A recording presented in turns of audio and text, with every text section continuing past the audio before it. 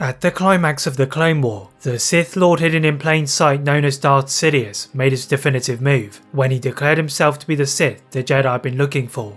In a delicate balancing act between a benevolent Supreme Chancellor and an evil Sith, Palpatine has strategically manipulated the Republic and the Separatists by gaining their trust and conveniently separating them for this moment. With the use of more of his manipulative ways, he had a ferocious confrontation in his office with the Jedi. The result was Sidious having Anakin in his grasp, and with the focus now on decimating the rest of the Jedi Order, he deployed the ace up his sleeve. While sending Anakin, now known as Vader, to the Jedi Temple, Sidious contacted his clone commanders via the holoprojector in his private office. Sidious used this to execute Order 66, and it commenced the decimation of the Jedi Order through the betrayal of the clone army. But what if Palpatine had executed the lesser known Order 6?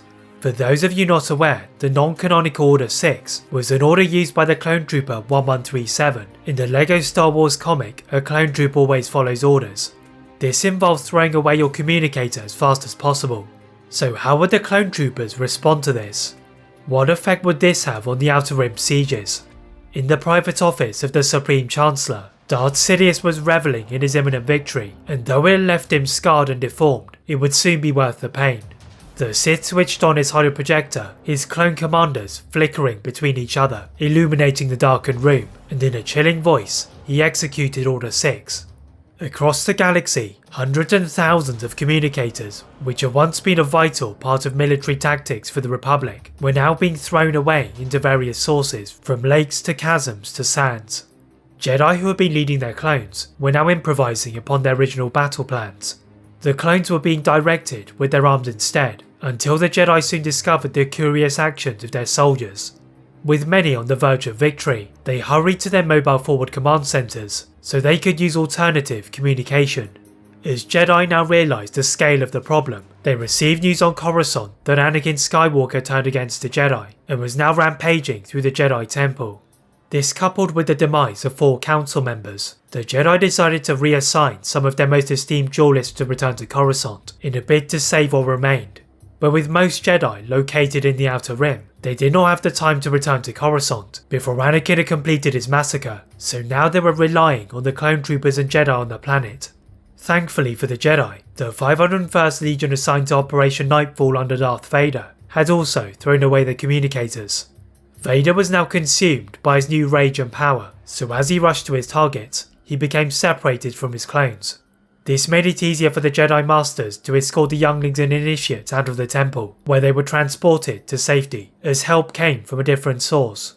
This source was from the planet of Mandalore, as Ahsoka Tano and the 332nd Company were now returning with Maul, and having sent their shockwave from Anakin in the Force, she was eager to save him. Together with Rex, the former Jedi Padawan had deciphered the mystery behind Order 6, owing to the research conducted by the late ARC Trooper 5s, and soon the 332nd Company had their control chips removed. The discovery was relayed to Obi-Wan on Utapau, who confirmed the worst fears of the fate of Anakin. Despite the distance to Coruscant, he was one of the few Jedi from the Outer Rim sieges to make the journey, whilst fueled by the denial of the truth that Anakin had fallen to the dark side. The Jedi Master implored Ahsoka to retain Maul on the Venator-class Star Destroyer, given the turmoil within the Jedi Temple, and agreed to start the process of removing the chips from the clones, to prevent any further accidents like Order 6.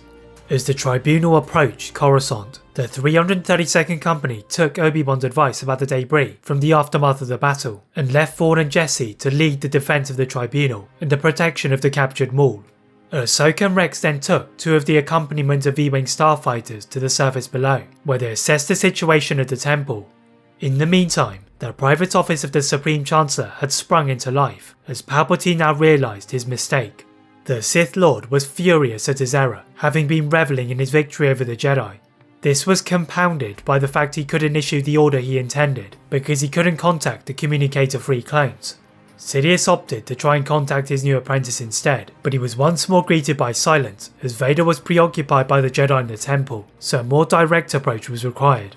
The Sith left the comfort of his office and moved swiftly to the Senate building, now putting on his disguise as the Supreme Chancellor, who had just been the victim of an assassination attempt by the Jedi. The other senators who were alarmed by the attack on the temple, but were not aware of Palpatine's involvement, were all rushing to provide their best wishes.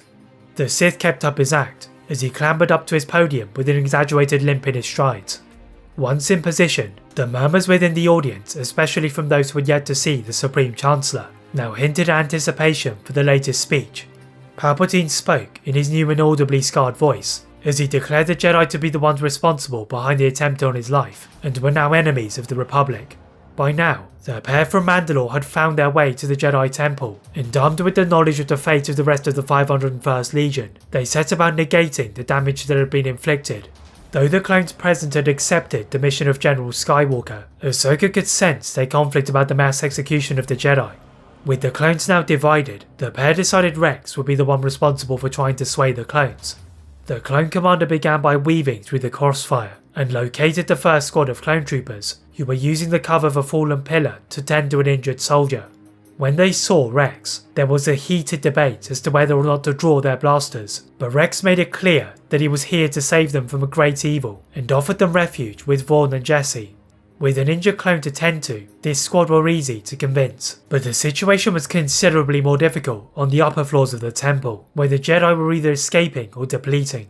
Rex knew that he was at a disadvantage on the ground level, and with the loss of all concerns about damaging his sacred surroundings, he strategically fired his DC-17 blaster pistols into weak points in the upper levels. The collapse of the magnificent building rapidly accelerated, and as the screams above him forced Rex to move for cover, he saw the one he knew as General Skywalker. The former Jedi landed with disturbing authority in the centre of the area, and immediately searched for the cause of his fall. Rex had no time to dwell on the changes that had occurred within his general, as Ahsoka dragged him away from the temple, now forced to temporarily abandon their plan to save the clones, and preserve their own skin instead. As she took one last look at the smouldering remains, the former Padawan had failed to even reach her master, whilst preoccupied with saving the other Jedi, so now she decided to anticipate his next move. The apartment of Senator Padme Amidala was their next destination, and about halfway through the journey, Ahsoka's communicator, which she now shared with Rex, flashed into life. The voice of Obi-Wan could be heard, as the Jedi Master had finally arrived on Coruscant, after leaving Commander Cody to complete the victory on Utapau, and he was now piloting Grievous's starfighter. With the similar idea to visit Padme Amidala to try and contain Vader, Obi-Wan had a heavy heart, as he resisted the urge to save whatever remained of the Jedi Temple, and instead met with the victors from Mandalore. The trio converged on Padme's apartment veranda, and after they were greeted by C-3PO, the protocol droid was trailed by Senator Amidala. Though her dress had been able to conceal the earlier stages of her pregnancy, Padme could not hide the latter stages now, and combined with the grave looks on the faces of her latest guests, her face resembled one of great distress. The Senator was informed of the events of the temple, and how Anakin had been the one leading the clones, but combined with Palpatine's latest address to the Senate, it seemed that the Supreme Chancellor was the puppeteer pulling the strings. The group were unsure of whether or not to pursue Vader or Palpatine, but their minds are made up when they hear an almighty clattering from the veranda, and that it is Vader arriving in his Jedi starfighter. Ahsoka and Obi-Wan's hands moved closer to their lightsabers, as their minds were wary of the change in their old friend, and they shared a brief look of trepidation. Anakin's yellowish eyes now reflected in the moonlight, before flickering to the trio, then to Padme.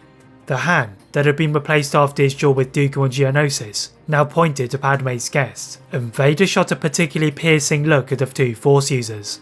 Padme stepped in front of Ahsoka and Obi-Wan to defuse a potential confrontation, but Vader was so consumed by his darkness that he misread her intentions of betrayal. The sound of a blue lightsaber igniting had now triggered more deployment of weapons, and this was too much for C-3PO as the protocol droid retreated further inside. The disappearance of C-3PO was merely a sideshow, as Padme was the protagonist who maintained their efforts to enforce peace. The tension was finally broken by Vader, who violently slashed his lightsaber in the air, and the crisp air was sprinkled with shards of Padme's furnishings. Ahsoka and Obi-Wan lifted a couch to shield Padme and Rex, but this momentary relief was short-lived. Vader's blue lightsaber pierced through the couch, and soon turned into splinters, which were redirected towards the newest Sith apprentice. Vader quickly raised his other hand in response to deflect the splinters, and he spotted his opponents making a retreat to the balcony, so he rushed to chase them. However, his path was soon blocked, as he saw his own starfighter being thrown in his direction and clatter against the walls of the apartment, then finally into his body. As an unconscious Anakin was now trapped in Padme's apartment, his friends turned enemies had escaped from the building.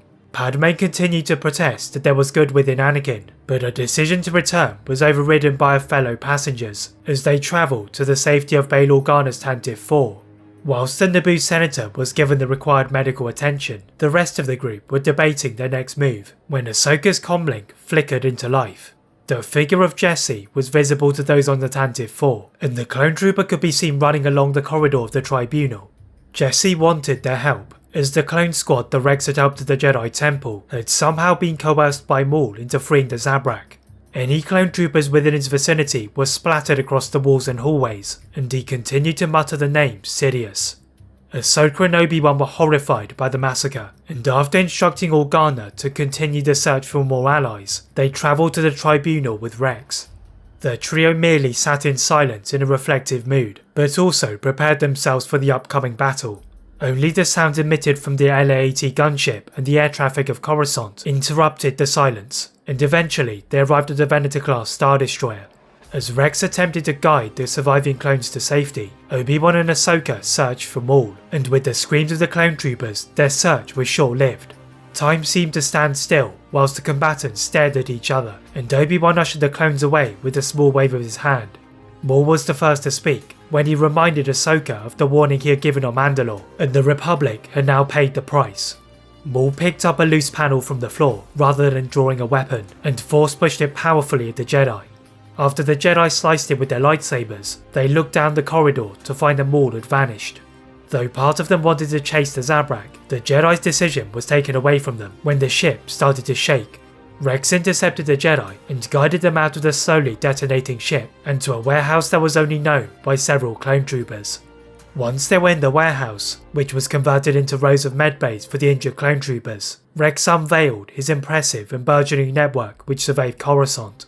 The surveillance that consisted of technology from the Republic military base was now locating Maul and also Vader, and it soon located Vader marching furiously out of the temple. The Sith had just cleared out the Jedi Temple despite the brief efforts of Rex, but he still felt bloodthirsty and angry. Vader felt betrayed by everyone, and Palpatine's promise of knowledge to save Padme was now perceived as a promise to gain more power.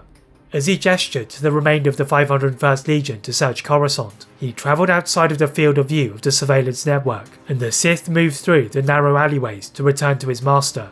As Vader was within viewing distance of Sidious's location, he sensed an ominous presence in the Force, and he turned back into the shadows. The figure of Maul appeared in front of him, and in his hand was the lightsaber of a fallen Jedi. Maul taunted his opponent as they walked small circles around each other, as he called him nothing more than a tool in Sidious's grand plan. Vader brushed aside Maul's snide remarks, as he proclaimed himself to be more powerful than Sidious, and soon the galaxy would be in his hands. Maul had once been in Vader's position, but as far as he was concerned, nobody would be able to dethrone Sidious, as he was to be the last of the rule of two.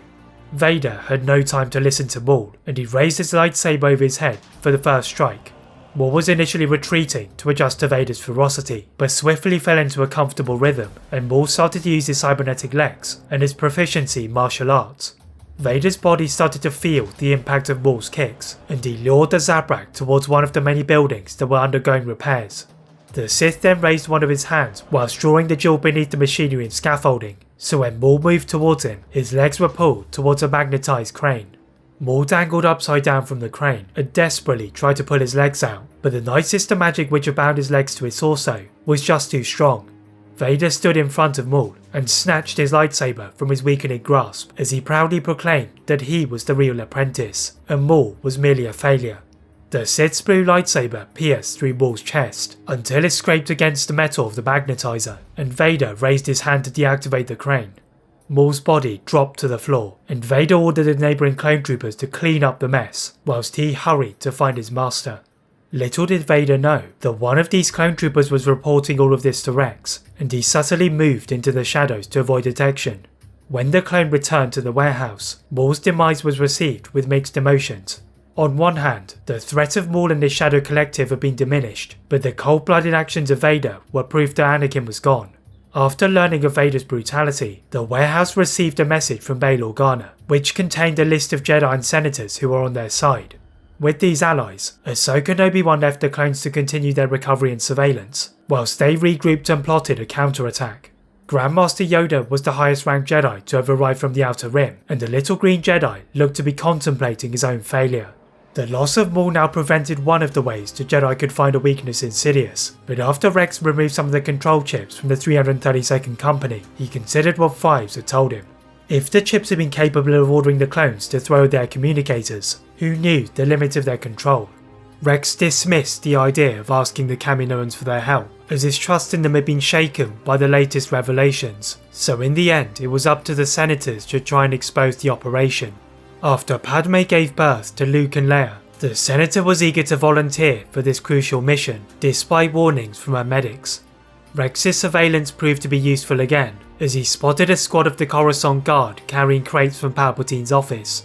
The clone captain dispatched himself to lead a squad of clones to retrieve these crates, and Yoda with his small stature also accompanied them. The destination was the Grand Republic's medical facility, which was ironically the location where Fives had confronted Palpatine. The conventional entrance was located at the top of the building and accessible by a shuttle, but for the sake of secrecy they approached the building from the ground. As Palpatine's guard were transporting the last of their crates overhead, Yoda and the clones fired their ascension cables onto the side of the building, and they slowly climbed to the top. The skies turning into darkness helped the clones hide from those above them, and when they approached the top, Yoda lifted Rex into the air to survey the main building. Rex soon gave a signal for the other clones to join him, and they could see several other clone guards positioned at strategic locations. Prior to the mission, the surveillance had monitored the shift times of these guards, and Rex's clones timed their heist to coincide with the changing of these guards. Yoda helped the clones by placing all of the guards in a sleep-like state, and he sensed a great evil emanating from within the building. The Jedi scurried past the clone troopers as they were using their data scanners on the crates, and Yoda took the turbo lift to the lower levels. When the door opened, Yoda found himself in a relatively open room, and the only sound was the mechanical humming from the meditation chamber. What the Jedi Grandmaster found most shocking were the holocrons on display, and the crates beside the empty pedestals hinted at holocrons looted from the Jedi Temple. Yoda decided to lift the newest additions back into the turbo lift, and he exited the strange room to return to the upper level. The clones then completed the smooth operation by transporting the crates onto a gunship, and they even left behind presents should Palpatine return. The crates were offloaded upon their return to the warehouse, and the senators and the Jedi carefully examined the evidence. Palpatine's devious plans now came to light, which included the secret of the control chips and all of the contingency plans. This new evidence was exactly what they had been looking for, and the senators prepared for a speech to address the Senate. Though Palpatine had effectively rendered the Senate powerless, the chip-free clone troopers had not carried out the senatorial arrest, and Palpatine was instead trying to install regional governors to take over. The senators aimed to capitalise on this period of transition, and after several days of preparation, they were ready to expose Palpatine to the galaxy.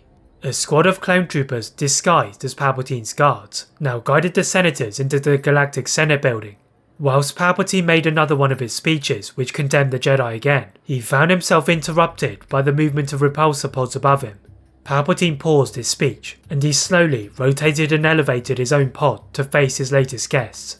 Hovercam droids that were previously hidden from view emerged to record the session, after they had been smuggled in by astromech droids, and Palpatine was surrounded by the senators of the delegation of 2000. Senator Organa stood up and presented himself as the voice of the delegation, then he pointed at Palpatine. Organa then made a string of strongly worded accusations at the former Naboo senator, and the other senators shouted over each other to either support or disparage his claims. Palpatine hid any signs of annoyance with a rather expressionless face, and he calmly told them that these accusations were unfounded, and the senators were just trying to disturb the peace that had been recently established. This was the moment the senators had been waiting for, and Organa wordlessly gestured to one of his Alderaanian staff. Out of the centre of the arena, a giant holographic image of Palpatine's plans now illuminated the arena, which included the orders that could activate the clone control chips. Padme had the foresight to provide datapads with evidence to the other senators, and the initial reaction of doubt turned into a tirade of hate towards Palpatine. As many senators wanted retribution for his deception, the Sith Lord's eyes quickly narrowed at this latest setback, and his mind started to scramble for a traitor. Palpatine was about to dispatch a team to search for any infidelity in his ranks, when a loud explosion interrupted the growing chaos. The senators all turned around to search for its source, until one of the Coruscant Guard received intelligence that the explosion was from the med center. Palpatine was once more forced to hide his true reaction, which was one of slight concern that his base hidden in plain sight had been exposed. As the senators were ushered to exit for their safety, Palpatine slipped out and returned to his office, where he knew his apprentice was waiting. Vader bowed to his master as they walked inside, and he reported the elimination of Maul and several other Jedi. His master though showed no signs of being impressed, as he had bigger problems on his mind, and he ordered Vader to hunt down the insurgents who had destroyed his archive of artifacts. Whilst the Sith were executing their counter-strategy, a massive crowd had descended upon the Senate district. The citizens of Coruscant were eager to express their anger towards Palpatine, so they were now descending on the Galactic Senate building. Palpatine knew Vader was in the mood to slaughter all those who dared to defy the new regime, but he also knew that this wasn't the time to rule through fear. If the citizens were so easily swayed by one speech, then surely he could reverse their opinion with one of his own. As his reputation had taken a hit, he delegated the Trigrian Massamida to speak on his behalf, whilst he joined Vader on his rampage. During Palpatine's efforts to settle his reputation, the rebellious senators had continued their efforts to win the hearts and minds of the people.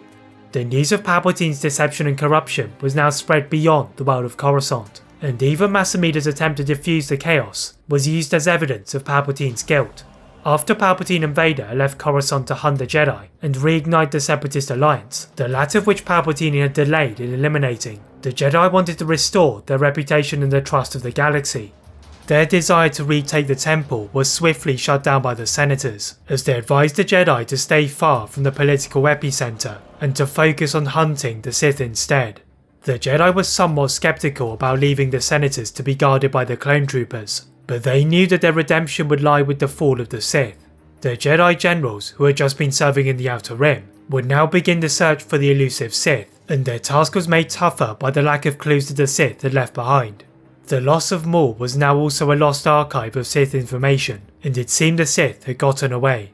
The senators on Coruscant had other ideas, and though the Jedi had done a thorough search of the surface of the planet, they had neglected the underworld. The senators each took a squad of clone troopers to search the depths, and after several hours of searching, Senator Tennille's squad made a breakthrough. After Tennille had endured the terrors of the alleyways of the underworld, one of the assigned clone troopers recognised the Dathomirian Asajj Ventress. The former Sith acolyte was cycling between jobs and replenishing supplies for a starship when she encountered the Senator and her clones. When she learned of the Senator's mission, Ventress was unwilling to stick her neck out for our cause, but she did provide a number of possible locations that the Sith had used for the nefarious schemes. This vague information from the Dathomirian was passed on to the Jedi, and instead of individually searching planets, the Jedi could now scout in larger groups. One of these groups contained Plo Koon and Ki-Adi-Mundi, who were both beneficiaries of Sidious's error, and together they travelled to the intimidating world of Mustafar. Ventress suggested the planet as she had visited the Black Sun Fortress with Quinlan Vos, and the Jedi Council members sensed an ominous tremor in the Force. Upon the Jedi's use of portable scanners, they found signs of Separatist activity on the planet, so they warned the Jedi of the potential threat. Given the remoteness of Mustafar, not all of the Jedi could make the journey, as they feared the Sith slipping from their grasp. The two Jedi present on Mustafar continued to scout the planet with as little risk as possible, and with every Jedi that arrived, they began to expand their sphere of exploration. Yoda was the last of these Jedi to go to Mustafar, and before they went to confront the Sith, he wanted to check out the dark side nexus on the planet. With some of the Jedi spared from going to Mustafar, several clone troopers left Coruscant to go to the lava planet instead, and they scouted the Sith cave. The Jedi and the clones could only see the cave from a distance, but the intense activity was obvious from the array of machinery around it. It appeared that the Sith were using the lava river as well as what was inside, and it was time to confront Palpatine and Vader. The scouting, which had taken place over the past few days, and clones and Jedi enclosed the perimeter of the cave. The native Mustafarians that were enslaved by the Sith were now seen by the clones' macro binoculars, and they operated the mining machinery and exterior defences. The Jedi combined their powers to use mind tricks to both free the Mustafarians and disable the anti-aircraft turrets, so they had an easier path across the river. The next step was performed by the clones, who deployed a plasma bridge to cross the river, and they were supported by an aerial squadron. As the Mustafarians scurried to safety from the aerial bombardment, the Sith cave started to glow from the cannon fire, and the Jedi sensed danger. Yoda and Obi-Wan ordered everyone to fall back, and as they used the fallen turrets as cover, a bright beam protruded from the centre of the cave to the skies. When they popped their heads over their cover, the Jedi saw that the roof of the cave had been ripped apart, and scorching fragments of volcanic rock was scattered around them. Once the cave had stopped spewing volcanic rock, the attacking army were about to continue their charge, when the two Sith on their wanted list emerged from the cave. If the Jedi had thought that they had kept their presence hidden, they now discovered that they were gravely mistaken. Palpatine stood silently in front of Vader, and he proudly announced that the Jedi met their end. His opponents turned to each other in confusion, as they had just witnessed Palpatine escaping and his reputation plummeting. A rumble above them brought them back to the present, and a large electrical storm rained down on the Jedi and the clones. Any starships in the air were sent tumbling to the ground, and the Jedi shielded the clones and themselves with the Force.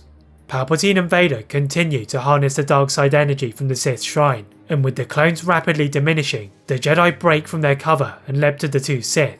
The Sith were forced to abandon their attack from the skies, and Palpatine reluctantly ignited his lightsaber. The Sith Lord didn't sense the same overconfidence from these Jedi, and Yoda was an opponent worthy of his effort. As more and more Jedi piled to fight the two Sith, Palpatine and Vader intentionally went further into the cave, and when Obi-Wan saw this strategy, he ordered the clones to destroy the rest of the cave. The clone troopers threw whatever detonators they had left of the cave, and the struggling Jedi pulled themselves out of the area so they could avoid the inevitable. The Jedi combined their might to force push the Sith, and finally the cave exploded. As the volcanic rock settled onto the floor, Plo Koon was the first to search the remains, and all he found were fragments of lightsabers. The other Jedi searched for any of the Sith's bodies, but when nothing appeared, they concluded that the Sith lineage had met its end. The rebelling politicians on Coruscant were quickly informed of the news, and in front of the Senate, they declared the galaxy to be free of Palpatine thanks to the Jedi and the clones. Those who remained in the Senate district cheered for the Jedi as Republic starfighters zoomed overhead, and little did they know that their fates had been changed by one simple mistake.